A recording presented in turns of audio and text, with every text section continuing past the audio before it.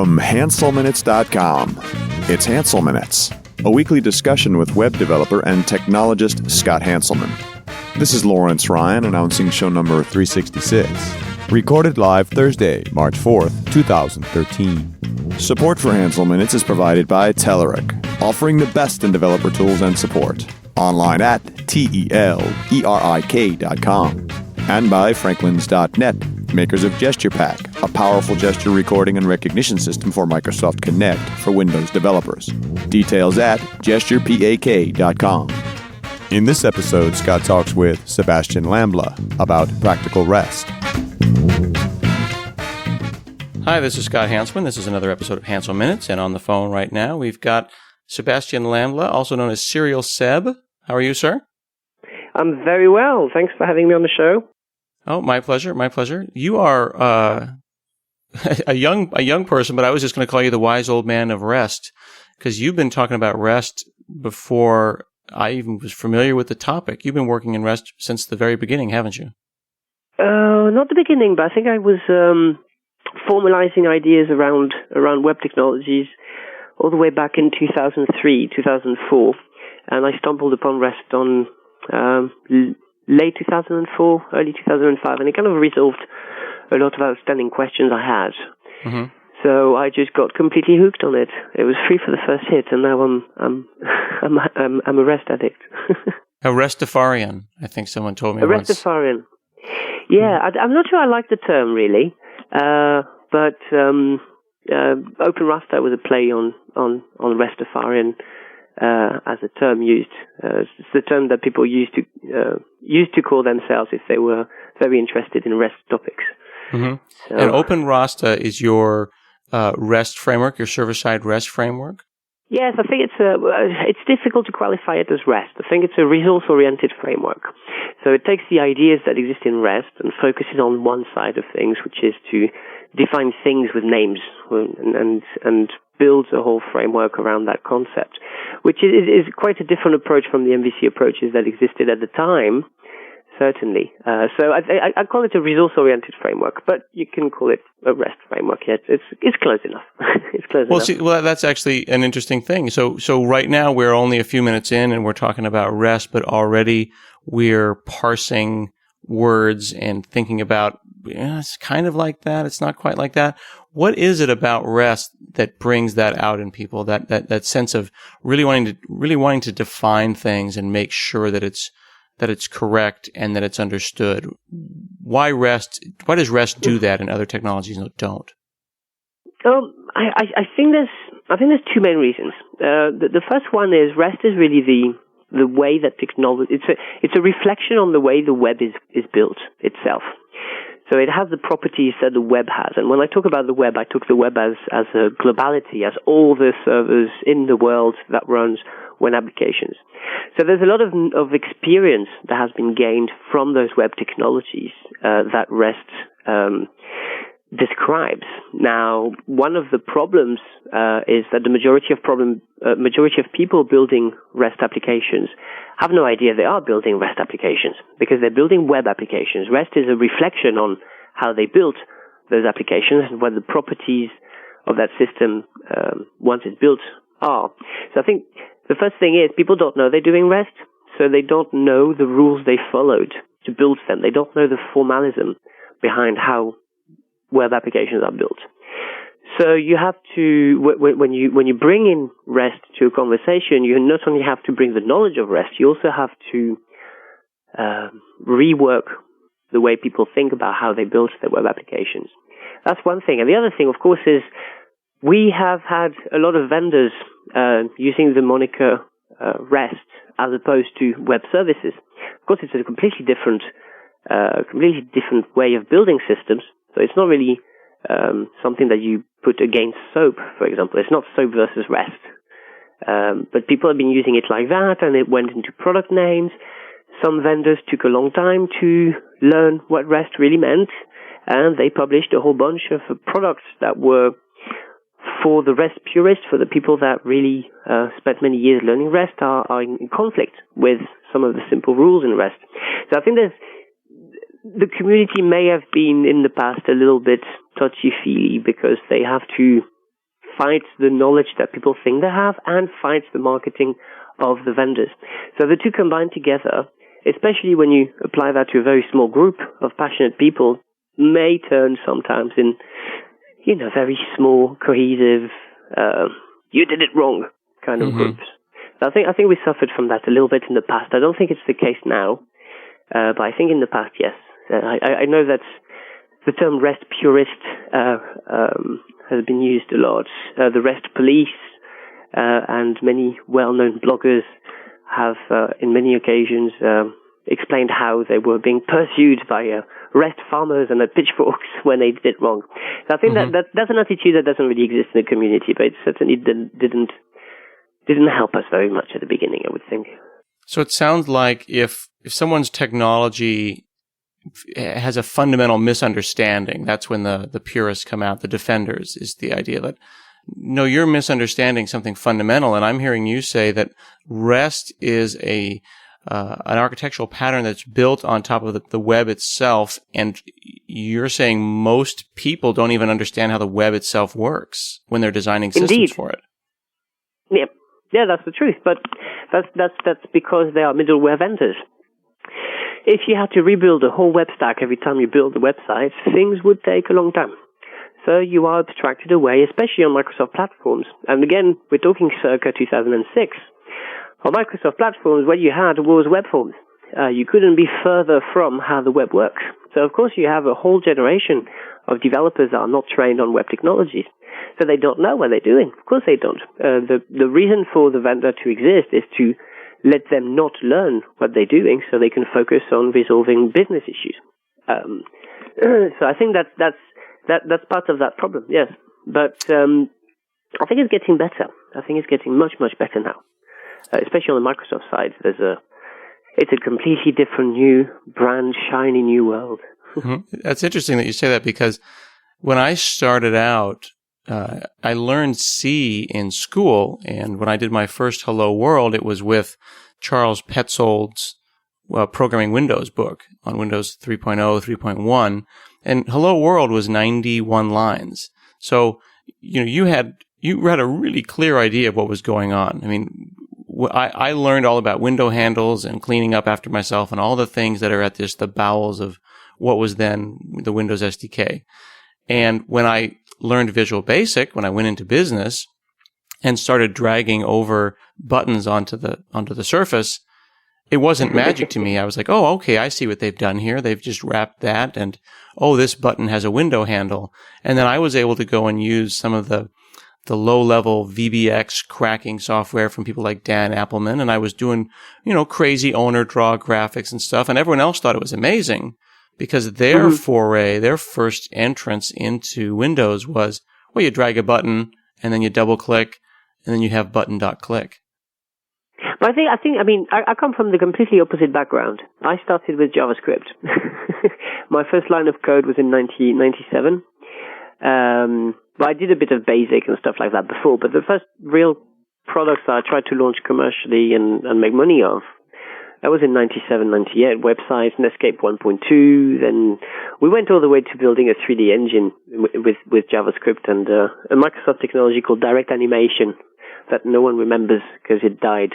Then there was another one from Microsoft called Chrome Effects, but that also died. But in the end, I ended up being called XAML 10 years later. So that's fine. I didn't miss learning all this stuff. But I started from very high level languages, and I delved deeper as I needed to. And things like Windows Handle and to be honest with you, I've been coding in this industry for nearly 15 years. I still don't know how to clean behind myself in C++ because I don't write C++. I know the concepts, I learned them over time, but I never needed them because the language never was part of the projects I was working on. So I think it's not so much where you come from. It's just having that knowledge built over time. We have to accept that a large majority of the developers that we work with are not going to spend all their time learning about the Windows architecture, about languages, about hardware. There's a lot of guys that are just happy doing high-level code, and they happily crank their code at that level, and they will go as deep as they need for their project, but no deeper. And I think that's where I would even advance, and I may be a bit radical in this, I may even advance that the majority of developers that are targeted by vendors are that long tail. I think. I have no statistics, so it's completely Sebastien says, but I think that there's a massive market for people that don't want to learn this stuff, and for VB developers that will never know what a Windows handle is. But when making stuff in REST or making just a regular web application, let's say that I know all about the web, but I choose to use web forms or some other, big abstraction, some kind of a I used to call it personality-driven development. Scott Guthrie's personality and the personality of the web forms people in the 2002, 2003 timeframe. It came through. They had an opinion. It was opinionated development, where they said, if you want to write for our software, you got to buy into the whole worldview. You couldn't get out from underneath it.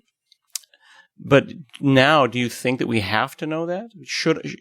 Are you disabled in some way if you don't really understand what's happening underneath the internet itself? I mean, my work is mostly as a consultant, right? So my proper answer for this is my consultant answer. It depends. But I think the reality is people need to learn new approaches like that because of market pressure. The market pressure is to provide nicely designed HTTP APIs that are easy to use. That's what people want. So people that provide APIs need to know how to design nice HTTP APIs. Do you need your HTTP API to be a REST API? Not necessarily. I mean, I design distributed systems. What I do is I'm in front of a big console and I have plenty of little knobs, and I turn the little knobs at different intensity levels based on what I want to try and get. So sometimes it means I'm going to get event sourcing in there. Sometimes it means that I'm going to have maybe an service bus in there. Sometimes it means I'm going to have a pure REST API on part of the system. All these components integrate together. But that's because I'm lucky enough in my life I can actually help design the whole system. For developers, if you ask to build an HTTP API, it is probably a good idea to know what you're doing. Mostly because, as you said, the more people design good HTTP APIs that are more and more RESTful, the more people expect that. And the more people expect that, the more they're going to be wanted. There is a fundamental, right? If developers are happy seeing a nice HTTP API with links, etc., it is not because 2 or 3 REST purists are following every developer in the world with a knife saying you'd better put a link in there or else. I think it's because people see the value in it. They wouldn't get excited about it otherwise. So when you see the proliferation of APIs that are happening now, they are happening because developers are learning about how the web works, because developers are learning about how RESTful architectures are built, and because people like them. People like REST APIs. I think that's the fundamental. Yeah, I find that when you're not kind of going against the way that the wind is blowing, things work out better. And the internet works a certain way, and you try to work against the internet. That's when you get into trouble. And I totally agree with you that REST APIs that feel right are ones that feel like the internet. They don't feel like someone's opinion. So you're doing you're doing classes, presumably all over Europe on practical REST, but you're also going to write a book on this. Yes, that's very exciting.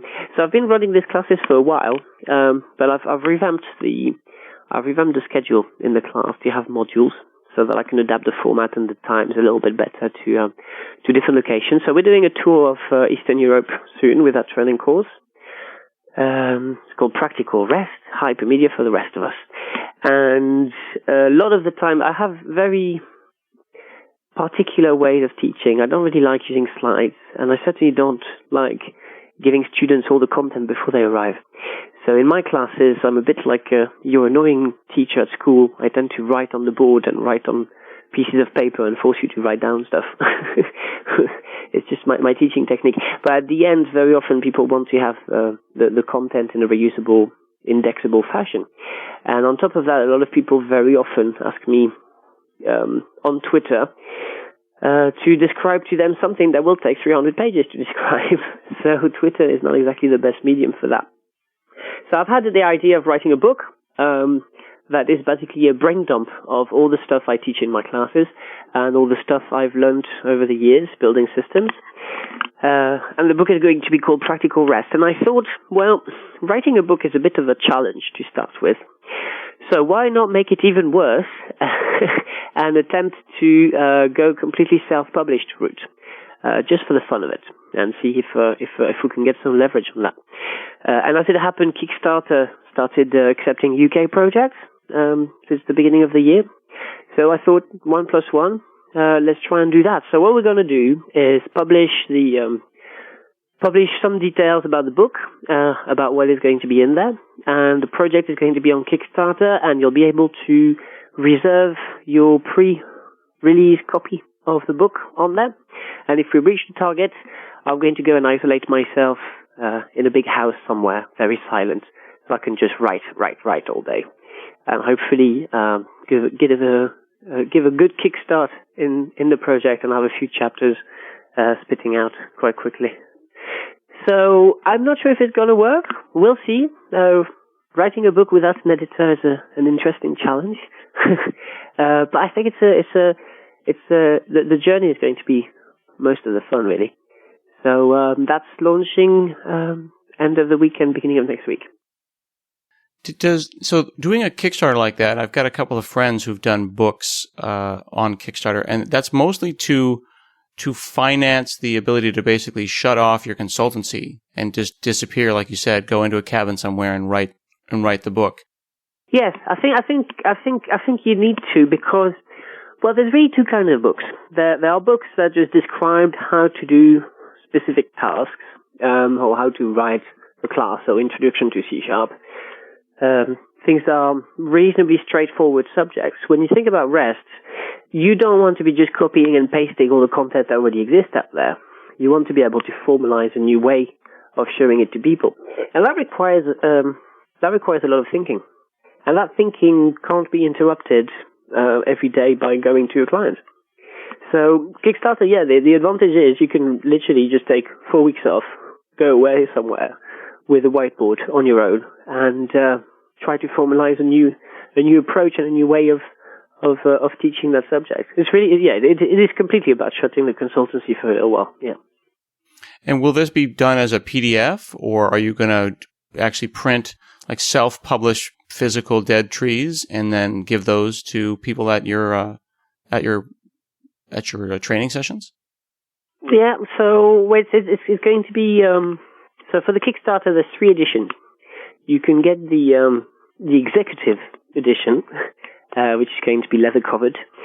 It's for those people that want to have my words lasting for more than 100 years on their cupboard. Quite a frightful view. But we'll do some funny things, like having a customized USB key saying Practical ReST, I was there, or something like that.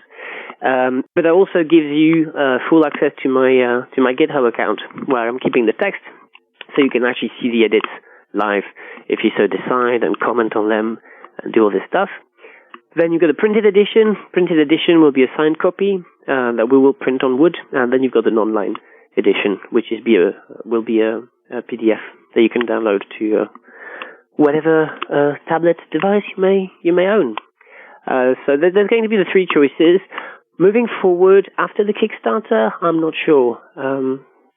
I'd like to have it printed, just because I want to be able to give one to my mum. Well, you should probably try to make sure that you maintain, get like an ISBN number and maintain the copyright, so that if what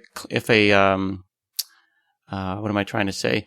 If a publisher comes along and says, "Hey, this is great. I see that you self-published this, but we really want to turn this into a book and publish it through a publishing brand," you want to be able to keep that door open, right?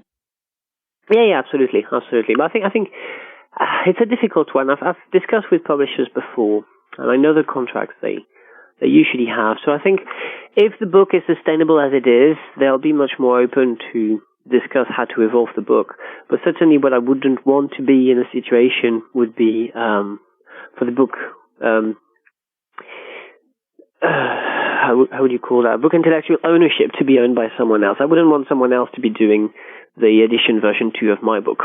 Of course. It's not a series book. It's really, this is a brain dump of Sebastien as of today. This is only the only thing that the book pretends to be is a reflection of my thinking on the subject. So I think that would be denatured if some of the control over the future of the book was given to a publisher. But again, if the book has already been published and it's been reasonably successful, publishers are good business people as well. I'm sure we'll be able to have a good conversation on how to move forward. I'm not too worried about it. But yeah, absolutely. I mean, I take your advice on that. Yeah, I've got a book I've been trying to get out for a long time, using LeanPub. Have you seen LeanPub? Yes. Yeah, it is, though. Yeah. I think you're absolutely right to do it this way because it is the getting it done part, the shutting off your brain and going somewhere else up in a cabin like Stephen King does. That's going to be the only way you're going to get it done. Yeah, I think so. So you did it. You got the class on practical ReST. Are you ever going to do that in the States? I would love to. I would absolutely love to. I love the States. I come as often as I can. But as you know, it's a bit complicated to organize Europeans to come and work in the States. So if we have the opportunity and I manage to surround myself with people that know how to push all the buttons of the American government to get the correct visa, then yeah, I would love to come and do it. Absolutely. Yeah. Hopefully maybe someone from WinElect or Development or Pluralsight or somebody knows how to push those buttons and can make that happen. Yeah, that would be brilliant. The other thing that you did that I thought was kind of funny was, I do a lot of things for diabetes research, and you did some stuff for cancer research here. I know that my kids are doing things like they run a certain number of laps, or they do some feat of strength or some physical stress, and then you give them money, like, oh, if you can run these many laps, we'll give you $1 for each lap. What did you do recently to raise money? Well, because I live in the UK, the reputation the Brits have, which is to drink way too much, is absolutely deserved. So, cancer research in the UK had a great idea, which was to get people to get sponsored for giving up alcohol for January, for the whole month. It's called a dryathlon, and you register on the website. You can become a dry athlete. It's a friend of mine that showed me the website. My family has been hit by cancer quite a few times. So I wanted to give a little bit back to the members of my family that went through that. And so I thought it would be interesting to give up alcohol. So I put on a target of £500, which was to give up alcohol in February as well. So we reached that target, and I got an email last week. The last count was £702. So we are £300 short of my original target, which was £1,000, for which I would have shaved my head. Is there still time? I mean, we might want to get your head shaved. I would love to see that. Well, the collection for me is not running anymore. But if you click on the link that was on my blog, you can still give to cancer research. We will have to put off the shaving until next year now, but I will definitely do it again next January. You ought to do that for your Kickstarter. Well, yes, we could do that, definitely. That's a good idea, actually. I mean, if they're fans of ReST, they're going to win, but if they want to see you with your head shaved, I think they would also win. Yeah, exactly. Actually, I'm not sure if anyone cares about seeing my head completely bald, but I think it would be fun. So yeah, we did that, and I'll do it next year again, and I'll continue trying to raise more funds. Mm-hmm. That was my time of the year to give back a little bit. That's cool. Back to the consulting stuff, you were saying that you do a lot of work in distributed systems. You do primarily all of your work is in consulting. How do RESTful systems fit into like a corporate enterprise? I've always thought that the RESTful stuff happens on the outside when the browser talks to the back end. But if you're going to go and talk to some, big banking system or some certificate system, you might end up bumping into SOAP or WS Security. I'm curious if you could talk a little bit about that. I've had the privilege, I'll use that word for now, to work in a lot of big financial institutions. How does a RESTful system fit in an enterprise system? Like every other system in an enterprise system, not quite right. But I think big enterprise systems, having worked on them, is not as enterprisey as they sound, in the sense that the majority of banking environments I've been in are grown more or less organically. The reason why there's a lot of WCF and SOAP and WS Security, etc., is just because everybody does it the same way. If someone puts their head out and start doing something else, no one is really that concerned, provided you spend enough time going through the security reviews, the architecture reviews, and all the various bits of paperwork you have to do in a bank. After that, one of the beauty is you use the word browser. We use REST when there's a browser and a browser talks to. But if you rethink the problem slightly and you consider that your data entry application, your business-centered application, your trading application is a browser. It just happens to have a completely different user interface to your common web browser, but it is a browser. If you think about it in those terms, so if you think about your system that needs to retrieve stock market values, is also a browser, even though it doesn't have a user interface. It actually doesn't have a graphical user interface. If you rethink each of those independent systems as being browsers, then suddenly you'll find that there's plenty of places when REST apply very well. Now, the advantage we have with web browser, especially in big organizations, things like certificates are already solved. Fundamentally, if you have security that's deployed across the whole of your company, it is going to be deployed for the web browser as well. And that means that when you're going to build a REST client, be it that you're going to have a stock market application, or you're going to have a data entry application, or maybe it's just going to be a web app, all those web technologies are already deployed in enterprise. So I would say that the enterprise world is even more ready and available for grabs for REST than other systems, because all the heavy work has been done. You arrive in an environment where the web is already at the core of everything, because everybody uses the browser all the time. Everything is already web apps. Web security is already deployed everywhere. You are actually fast-tracking REST adoption much faster than, say, if someone decided to create a completely new web service stack tomorrow. So I think it actually fits very well. The difficulty is more of a political one than really a technological one. From the technology part of things, it's a smooth ride. We've deployed really cool systems. I've deployed a system with one team, which I just think is great. We needed to display a lot of data grids. The enterprise world means data grids, mostly.